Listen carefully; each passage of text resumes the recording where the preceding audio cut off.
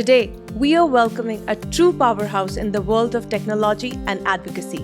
Born and raised in the Philippines, our next guest, Lindsay's upbringing was marked by the rich tapestry of her heritage and the vibrant spirit of her family.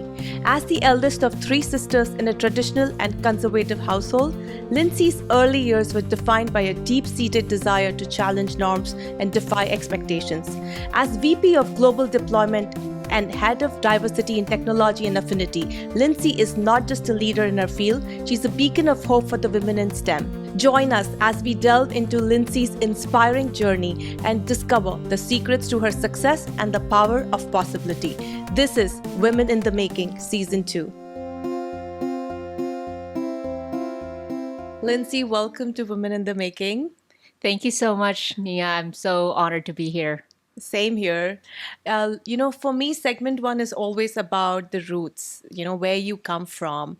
So I want to know a little more from you about your upbringing from Philippines and how it has influenced as the woman what you are today. Yeah, absolutely. So I was born and raised in the Philippines. I was one of three daughters, so all girls. Wow. And I grew up in I would say, a conservative and traditional family. So my parents were actually born and raised in the Philippines. But prior to that, my grandparents escaped communism China to come to the Philippines. Wow. And what happened was when my parents were born, we didn't start rich or anything. So everything was from ground up. Like my grandmother would sell cigarettes just to make a living. And when she was a kid, and when my dad and mom grew up along the way, we had such a large family too. So everything was meant to be like thrifty and frugal and just follow the rules. Yeah. So when I was born, they actually wanted a boy. I'm not surprised. Yeah. And when I turned out to be me, they wanted everything to be like so much. There was so much pressure as the eldest sibling.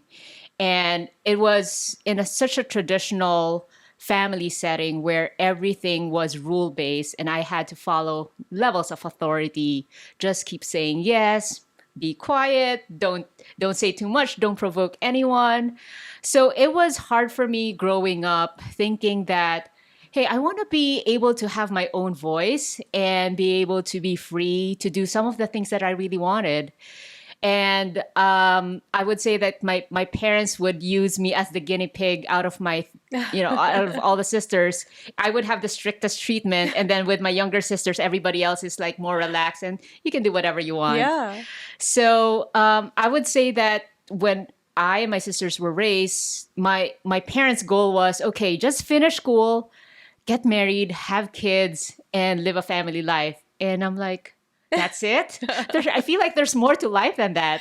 So I was good in school, but I felt like there was more than like I'm going to school because I want to be independent later on and have a career, be great and successful.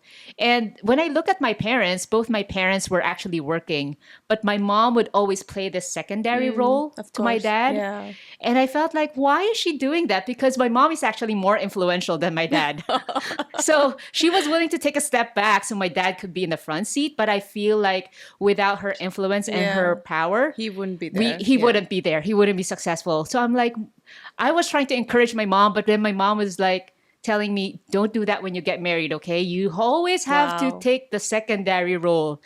And I was like, not accepting that fact. And I was very challenging with that mindset. So growing up in the Philippines was hard, but then moving here to the US really gave me that fresh start to start something for myself and make the choices that I want to make versus the choices that are dictated upon me. Wow, that is amazing story. Yeah. But I also wanted to understand from you about your career in technology. You came from these traditional backgrounds, from a place where maybe it was not too inspiring for you to pursue a career, especially in technology. So how did you actually even think? Was it something that was, brawling inside you when you were little? Or did you see some people around you doing, much better in your life? I can think of two instances. One is you're right. Computer science at that time was fairly new. It Yeah. was in the 80s, so And you can of tell course, how very few girls were anyways very there. few girls. In fact, the only people that I knew were two uncles. One who took electrical and communications engineering, and the other one was computer engineering. And everybody thought in the family that that type of career and course was only meant for boys. So none of the girls took it. And again, with the assumption that girls can just be a wife and take care of the family, that was like, that's your, if you meet that expectation, you're gold. So when I saw that my two uncles were doing a lot of work with their computers, I was super fascinated by it. And it's embarrassing to say that I actually got exposed to computers when I was in the 6th grade already. Like nowadays, kids, Oh, 4-year-old, they're born with 3-year-old, they computers. all know what computers are. Yeah. But at that time, the computers were still like black and white or maybe green and black. Oh yeah, and they needed air conditioners to keep It's them very running. like loud too. Cool. And then after that, what drove me to learn more about computers is there was some summer camps available outside of school that were teaching how to do graphics. And coding was not yet popular, but I also asked my mom, like, hey, can I learn coding? And she had no idea what I was talking Yeah, about. I'm surprised too. Yeah, and she was like, sure, whatever that is, go ahead. And I was so fascinated by it. And to the point that when I was about to pick my college course, I really wanted computer science. And because my parents were thinking, what is computer science about? And the way that they would envision it is somebody in a computer shop fixing broken desktops. That's hilarious. That's the vision that they had for me. They're like, no way are you having that kind of career. So in the end, we compromised. I took a business course, which is what they really wanted, but all my electives were in computer science. And then after I graduated from college, I immediately, all the jobs that I looked for were tech related. So the first job that I landed was at Procter and Gamble. Oh, I was a wow. systems analyst then. And I knew as soon as I landed my first job, like I knew that I am meant to be in technology, not in business. I mean, business is also good, but they actually wanted me to take over the family business, which was logistics hauling company. And I was just not super excited about it, no matter how hard I tried. So there was still some push and pull between us because they were still expecting me to like not just have a career. Career is secondary to finding like having a stable family. Yeah. So I thought to myself, like, why can't I have both? I'm curious, did you have a love marriage? Yes. Okay. Yes. So I actually met my husband at work. Oh. So he was based here in the US, but got assigned to the Philippines for a couple months. We were just friends for the longest time, for about 5 years before we became serious. So it was like friendship for the longest time, and then when we grew older, I would say, then we decided, oh, maybe it's meant to be us. Yeah, that's Yeah. amazing. It's so rewarding to hear stories like this because, so many women are still not able to make it. Yeah. And even they have such huge setbacks from their families. And, especially with your upbringing, I have myself heard so many people that I know were not able to move forward. Yeah. And, they settle for less and they still settle for less. And I'm so happy and I hope that they are listening today, your story, and we can inspire so many other women who think settling for less is okay. It's not okay. 100% agree. I think in an alternate universe, if I would agree, like be willing to settle for less, I would still be in the Philippines, probably as a housewife right Yes. now, tending to my family. Yeah, and I'm sure I won't be as happy as where I am right now. Lindsay, I really want to understand a little more about your childhood while growing up. Were there any pivotal moments? Were there any moments where you felt lonely, where you felt you needed more help, where you felt, your parents were not doing the right thing, or you just felt there was more to them that was not shown? Like there was less empathy. Yeah. I don't know if I'm framing this question correct, but I thought I'd love to know a little more about that from you. Yeah. So I think overall my childhood was good. There were definitely ups and downs, but my most vivid memories of when I was young is when I was growing up as a kid and there was so much pressure on me as the eldest sister. Like I had to always be the role model for my sister. So I always have to be obedient, say yes. And if I would rebel in a little way or just say no, then I would get either spankings or beatings from my parents. More actually from my mom. And my dad would be like, "You've already gotten beaten enough, so I'm just gonna scold you verbally." But like I would remember times when my mom we would go on a chasing round. She would have a long belt and try to like catch me with the belt, like the tip of the belt, because I was Oh, trying to run as no. fast as I can. I would hop into beds, tables, and whatever to just try to escape it. And sometimes I would get beaten with hangers until they would get broken. And these are like not the plastic hangers that we have today, but the Yeah. actual wooden thick Oh, wow. hangers. We used to And- have the stainless steel ones in India. So I remember like having bruises in my body, but you couldn't see it when you go to school because it's in your body, not in your yeah. face or anything. And I thought that was normal, by the way, because like comparing myself to my friends, all of us or a lot of us got scolded, but I just didn't realize because I didn't talk about it that openly as a kid. I just knew that, everybody got scolded by their parents, that type of treatment to kids was a no-no. Yeah. And it was only when I got exposed to learning more about how parents should be taking care of kids, like you could go to jail if Yeah. you did it here. Yeah. Oh, yeah. Yeah.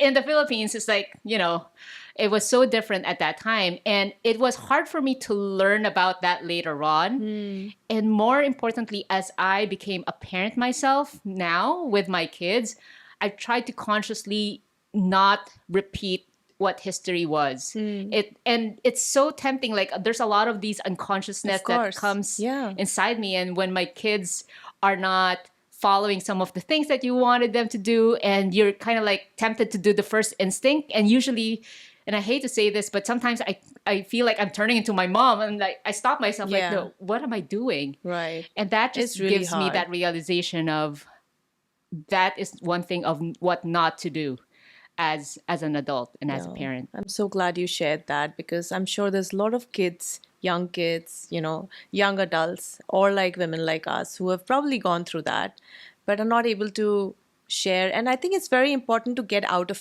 your grief, Yeah. your sorrow, and those moments that you live, because one day those are not going to be repeated. And you can try to not repeat them if you can just forgive the person as well. So I think forgiving is very important in today's world. And I think I have learned that as an adult, as a more mature adult now, that how forgiving can be so blissful. And, it's like a blessing in disguise. Yeah. I love that topic about forgiveness. So my mom and I have a really good relationship now, to the point where I can actually joke about some of these stuff now with her. Like, this is how you treated me in the past when I was a kid. And she has this response of, what are you talking about? I never did that. I'm like, Yeah. yes, you did. Like, kids don't forget. They are in It's denial ingrained in their mode. memory. And when they say, oh, we do it out of love. Yes, but there are many different ways of Yeah. how you can show love. And this should not be one of them. So true. Lindsay, I wanted to talk a little more that now you are in the tech industry. We've heard that a lot of women and men go through gender bias. They go through discrimination. Have you ever encountered any specific experiences that you'd like to share? And if you have, what have you done? How did you overcome these experiences? So a couple of things when I moved to the US that I experienced, not just gender bias, but I'll start with age bias. So when I came to the US, and a lot of Asian people look younger than what They do. Look they at do. you. So I always would get a question of, are you in high school? When I was already working and I was their manager, like, when did you actually graduate? Because they were all like skeptical that I was actually leading a team and I looked so young. And they would, when we would go for a team building, let's say even just for a dinner at a restaurant, Yeah. I would be the only one being asked for an ID. Wow. I'm like, it's good that if that was a policy, then ask everybody. But it just Yeah. feels like I am the other being asked for to show my ID, so I know that I'm over 21. And a lot of people, when I started moving here, they would come to me and ask, "Oh, they would comment to me and say, oh, your English is so good." Oh God, I so resonate with that part. And I was like, "Yeah, thank you, I think." But it feels like a compliment, but behind it, Yeah. it's like an insult because I'm like, yes, I speak English. And it What doesn't mean else do that you want I'm me to do? Yeah. exactly like, it doesn't mean that if I'm from the Philippines, coming from the Philippines, that I can only speak Filipino or Yeah. Tagalog. I think that's one thing I have not understood about when I moved here, which was 17 years back.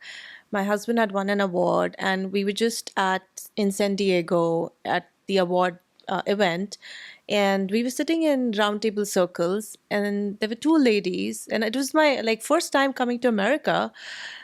My English was always just like that, yeah, just with a little less accent 17 years back. Yeah. But the first question that they asked me, how is your English so good? And I looked at my husband and I said, is that question normal? And he's like, you don't need to really be rowdy right now. Yeah. How much do you? So I just asked them one question. How much do you know about India? And they said, oh, we've never been to India. I said, India is a big country. And while there are multiple languages that are spoken, most of the schools have English as the primary language. Same. That was just my answer to her.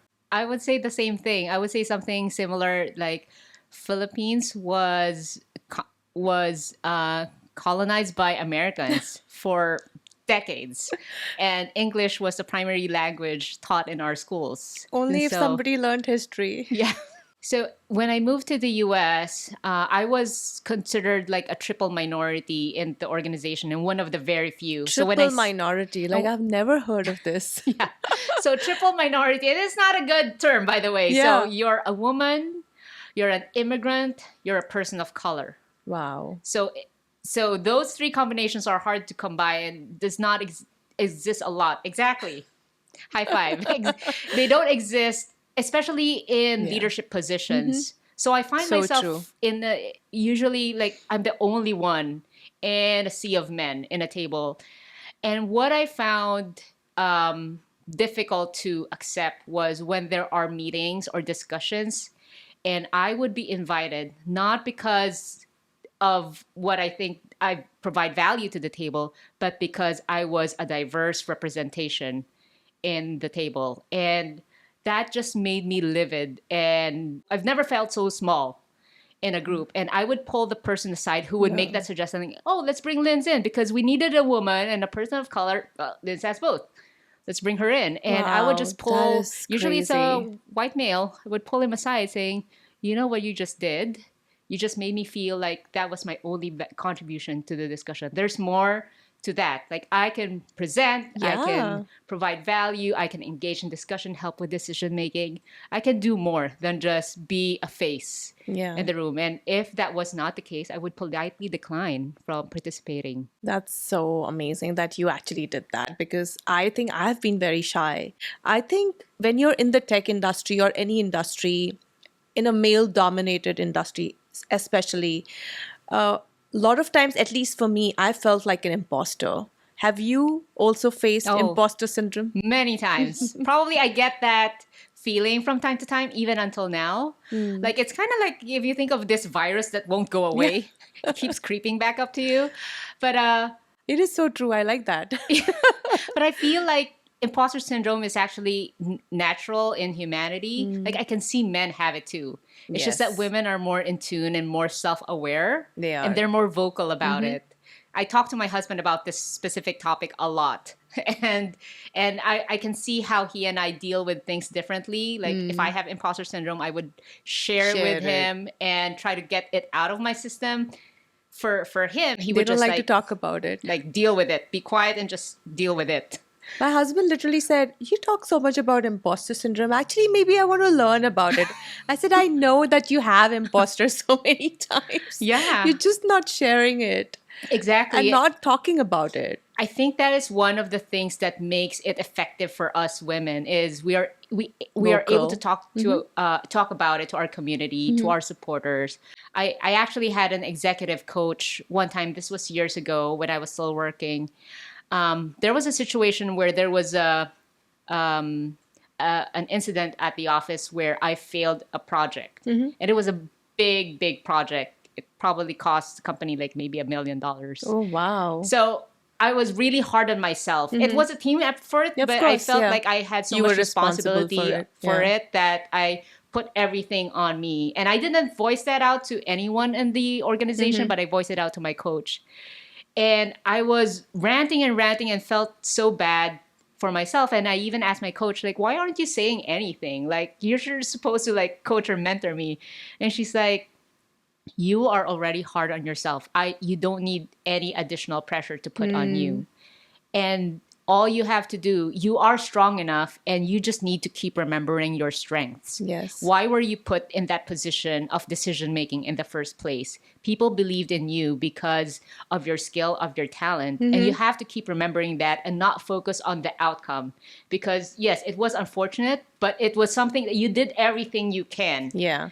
And there are things that are outside of your control, and you just have to accept it and then move forward. And that kind of dawned on me, and like, okay, I just need to keep remembering my strengths and remember why I was there in the first place. And that helps me every time I love feel that, really coach. down. Yes. And I feel like I don't deserve to be in this room, or I don't deserve to be in this table. And I keep remembering, nope, I deserve to be there. I'm strong. I am enough. And why am I here?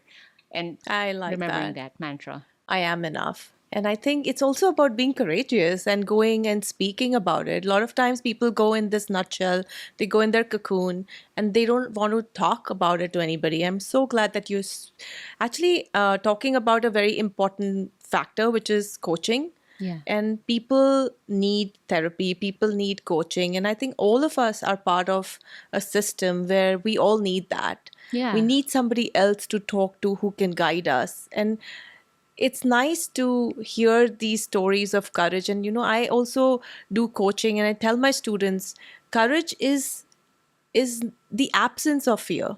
It's you actually are becoming more triumph over fear. It's that's what courage is. I agree. And it's in the pursuit of your dreams, it's in the pursuit of your desires and your goals. So if you're courageous, don't fear about it. You can show your courage to people. Yeah, fear, and to add to that, I think fear sometimes help you Yeah. like be like that trigger to be courageous, because if It you're like does. you want to overcome that fear, you have some anxiety, but if you overcome that and be brave enough to like, I'm gonna try it anyway, I think that's half the battle. I Yeah. love that. Yeah. What strategies have you employed to assert yourself in this expertise that you are in and become the leader that you have become now? I love that question. I try to employ different strategies. So I've mentioned about the personal board of advisors, like my moral booster. Within the leadership team where I am at right now, and in the past too, where it's majority like male dominated, I actually look for mentors and advocates. These are people who can speak on your behalf when they're not on the table. I like that. And these are people that I start building relationships with and tell them, hey, can you be my mentor?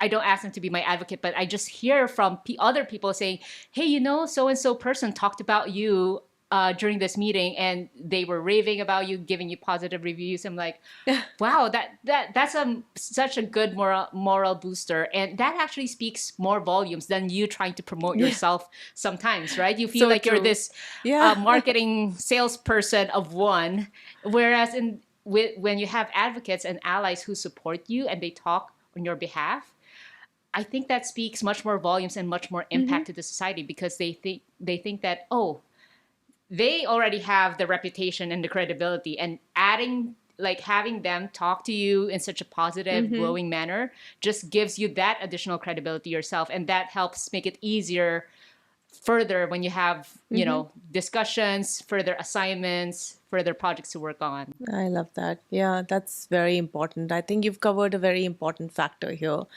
And I'm very glad that we actually spoke about it. Yeah. Lindsay, can you tell us a little more about your involvement with organizations like Ignite Worldwide, World Affairs Council? I know they all encourage women in STEM and little girls in STEM. Why is this so important to you? I love this question, and I can speak to this topic all day long. So, Ignite Worldwide is a nonprofit STEM org that brings awareness to young girls and gender diverse youth. Could be It's usually with companies that's providing workshops or field trips or panel events. So these students can actually see role models, how it's like to work in a STEM organization or company. And I started supporting Ignite many, many years ago, just as a personal supporter. I was just a volunteer back then. And then I started liking the events more and more, that I started becoming more active. And during the pandemic, Kathy and I actually crossed paths over LinkedIn. Kathy Rajveller is the founder and CEO of Ignite Worldwide.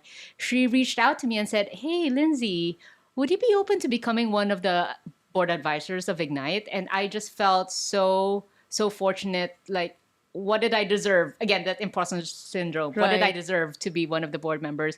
I gladly took it, introduced Ignite to my company, and ever since we've been doing probably close to like 4 to 8 events every 6 months. That's so And amazing. I invite, because I'm in a global company, I keep inviting global women. So women from Pakistan, from Europe, from Asia, from the US or Canada, to share their experiences to young girls. And every time we see these young girls, they are just like wide-eyed and like, "Oh, I didn't know that such a role existed." Absolutely. And what is AI/ML? What is artificial intelligence? And then teaching them simple, basic ways to get their interest going is such a fulfilling thing, because at the end of those events, they actually fill up this survey and tell you what they learned, what they liked about it.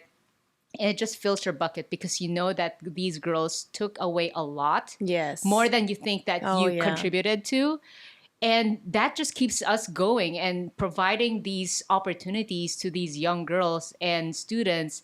It's just a way to pay it forward, because they are really the next generation. They are, And we yeah. have to start them when they're young. So true. Because when you expose them later on in college, that's probably too late. They already picked their course. And when you start them young, then they can take classes, clubs, electives as they grow older in life. I was talking to a friend. She works in Microsoft and she's from Egypt. She's Muslim.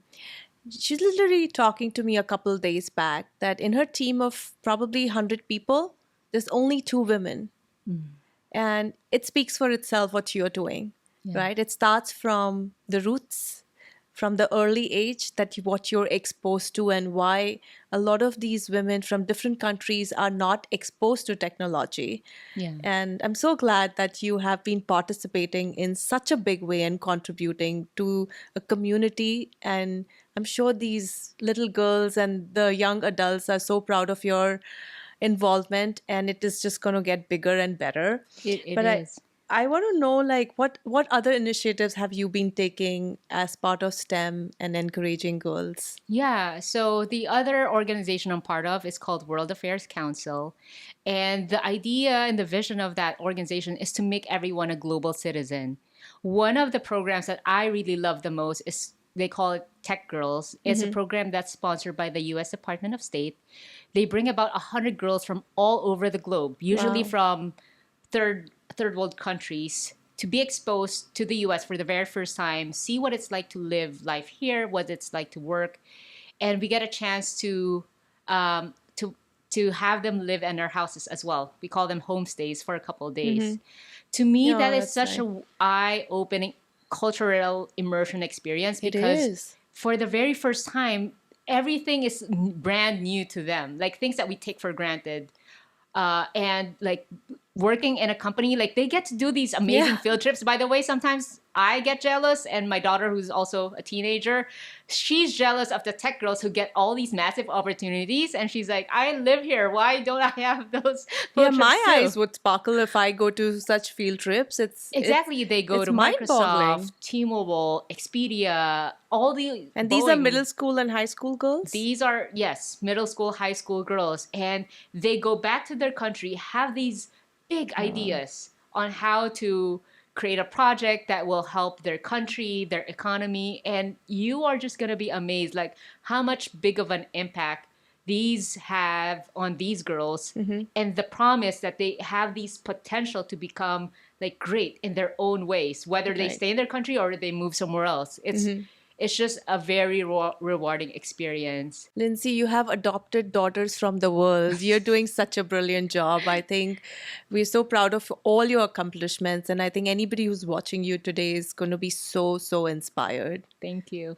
Lindsay, I want to understand if you had a particular episode of a very challenging time in your career, because we all go through difficult times, but it's about how do you, become resilient? How do you actually overcome and change the shape of your destiny? Have you ever, you know, gone through anything like that? Yeah, there is one very distinct one.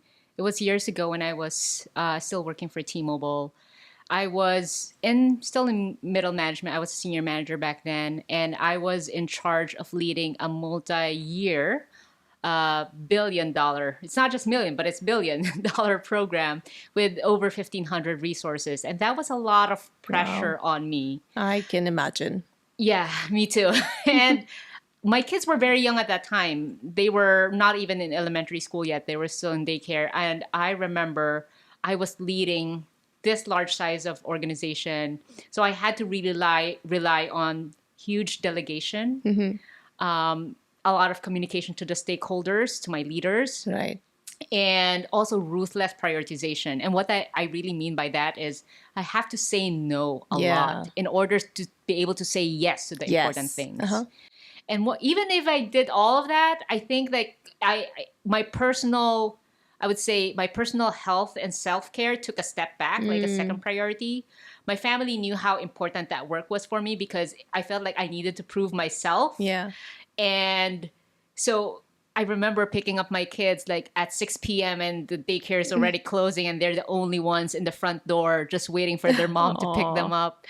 I felt so guilty at that time. But at the same time, it's like this push and pull. You feel rewarded at work, but you feel guilty as a mom. Yeah. Like, why can't I have both? But It's a vicious cycle. It's a vicious cycle.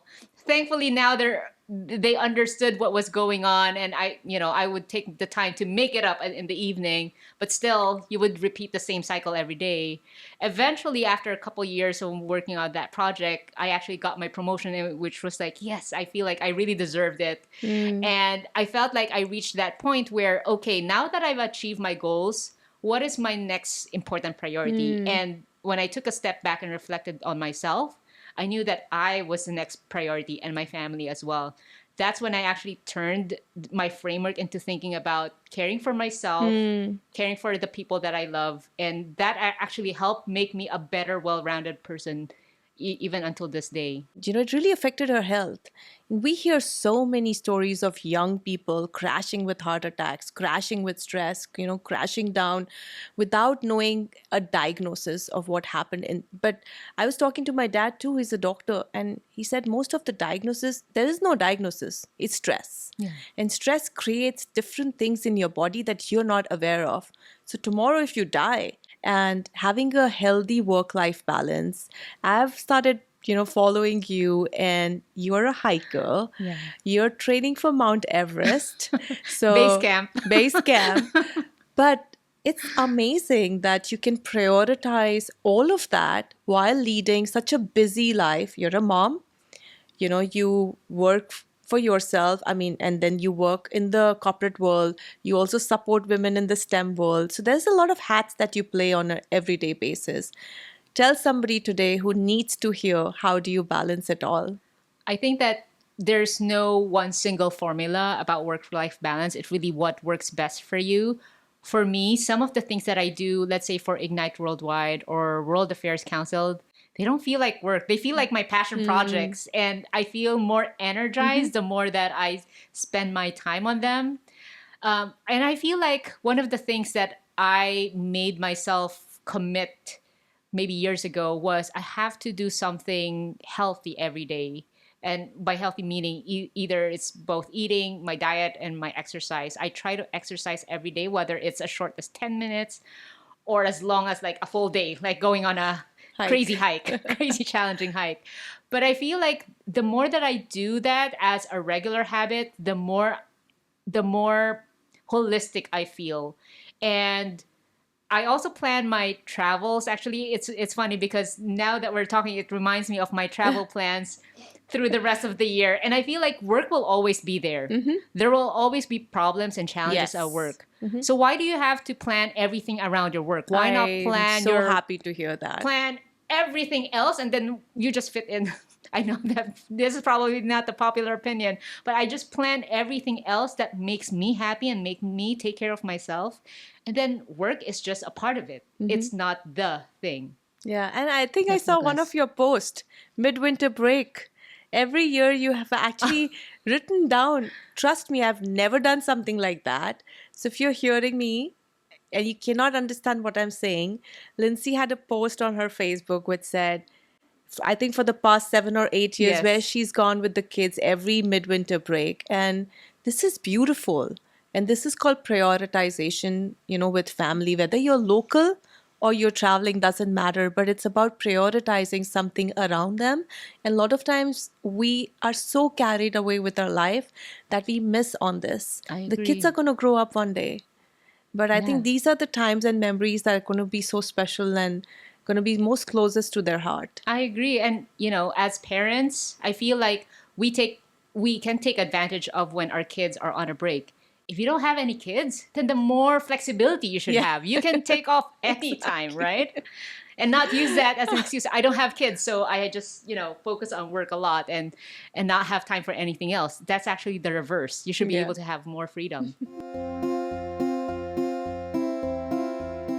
Lindsay, I've been so inspired today by listening to you, all your achievements, all your involvement, and the way you handle your work-life balance. I know there is no balance that sometimes, we have to look for it, but I think you have really striked that thing out for me today, that there is a possibility, there is a way. And if there is a will, there is a way. So Exactly. I'm very ignited at this time. And I'm happy that we spoke about it. But now we are coming to the final segment. It's super fun and it's called the Burning Questions. Okay. And the first question is, tell us the secret nobody knows about you.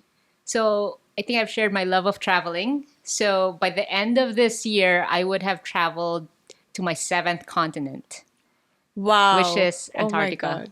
That is So unbelievable, but believable. yeah, Wow. How does it feel? it feels exciting. I'm already starting my countdown. That is very inspiring. I think that's something that my husband and I have to do a lot more, because I think we've prioritized going to India to see our parents a lot. And I think we've not seen the world. But like now, as the kids are growing, we want to make it a priority to go see the world. So Yeah.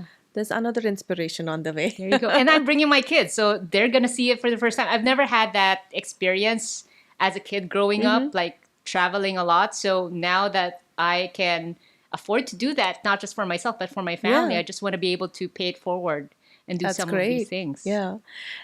If you had to have dinner with an historical figure, who would it be and why? It would have to be Ruth Bader Ginsburg. So she's a activist and lawyer who fought for a lot of the women's rights.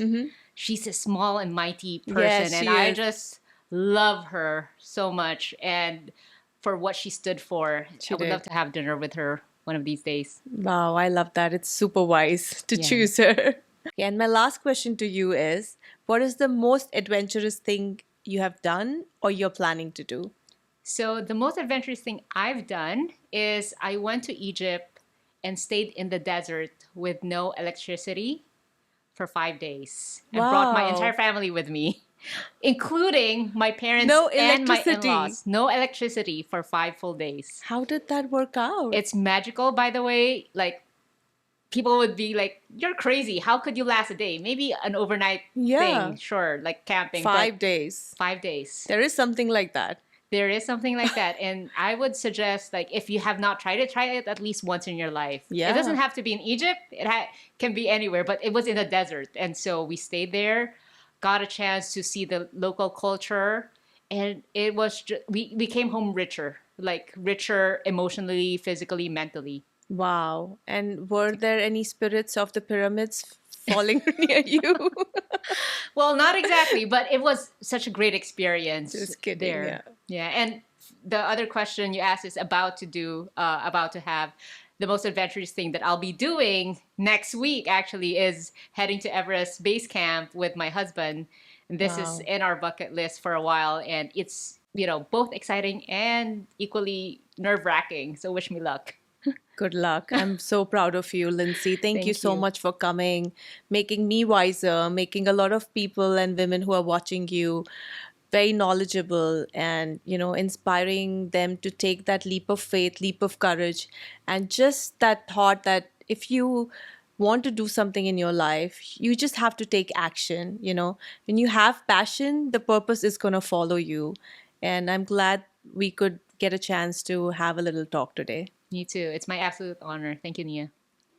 In a world where barriers often overshadow opportunities, Lindsay's story reminds us that no dream is too grand and no obstacle too daunting. Keep forging ahead, for your journey is just the beginning. Please don't forget to tune in again for the next episode next Thursday. This is Nia signing off from Women in the Making.